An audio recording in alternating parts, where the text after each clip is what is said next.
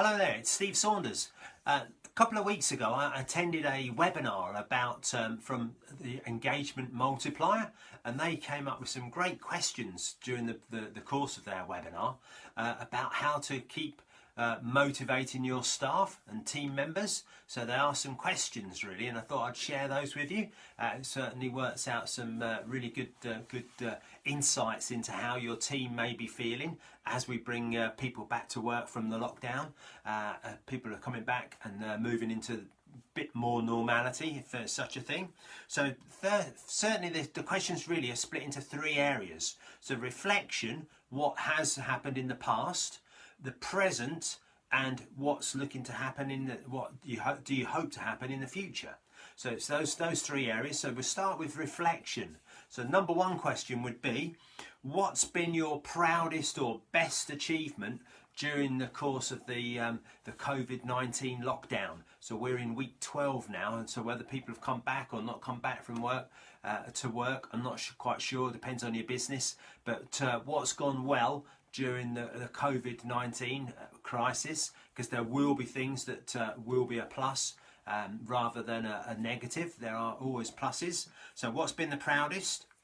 What has been the most rewarding thing perhaps from working from home? So what is it that people have done from working from home, but on a personal basis? So rather than on a business basis, what's been a great thing about the personal basis? So whether it's more time with your family or listening to birds singing and getting back to nature, who knows what it is. Each person will have a different thought on that, but you need to be asking your team that. So what's their most rewarding aspect of working from home on a personal level? Number three would be, what's been most difficult? So how have you found it? I know certain clients of mine have been working from home, trying to work from home. And there's a better analogy really, because they're homeschooling their children as well. So if you've got people the youngsters there that you're homeschooling, plus trying to do your work, plus maybe your wife or partner or colleague is actually there as well, then it's going to be really difficult. So what's been most difficult?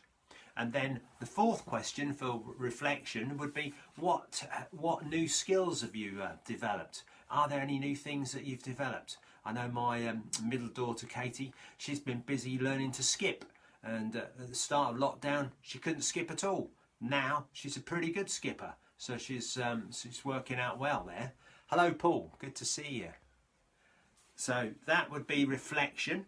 The couple of questions for the present really to ask your team, and that would be, what perhaps are you most worried about now? So what is it that's on your mind? What are you worried about mostly today? So going forward, what are your biggest worries? And then reverse that and say, well, what are your biggest, or what are the biggest things you're most excited about?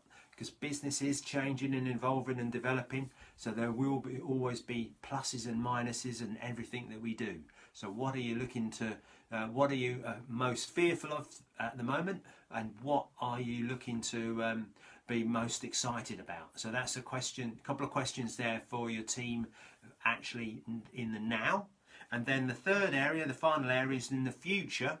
What new possibilities are there? So what things have you been doing that you think, actually, yeah, we could do more of that. That seems to be an area that's going to be growing and improving. So what area of your business can you develop and take forward? So what new possibilities are going to arise?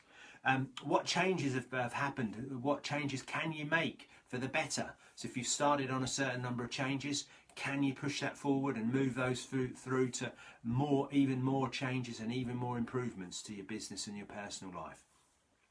And interestingly again, what is it that you're going to stop doing? What is it that's not bringing the results to you, not giving you energy, it's sucking your energy? So things that you should stop doing rather than keep doing and hoping things will turn out for the best. So what is it you need to stop doing?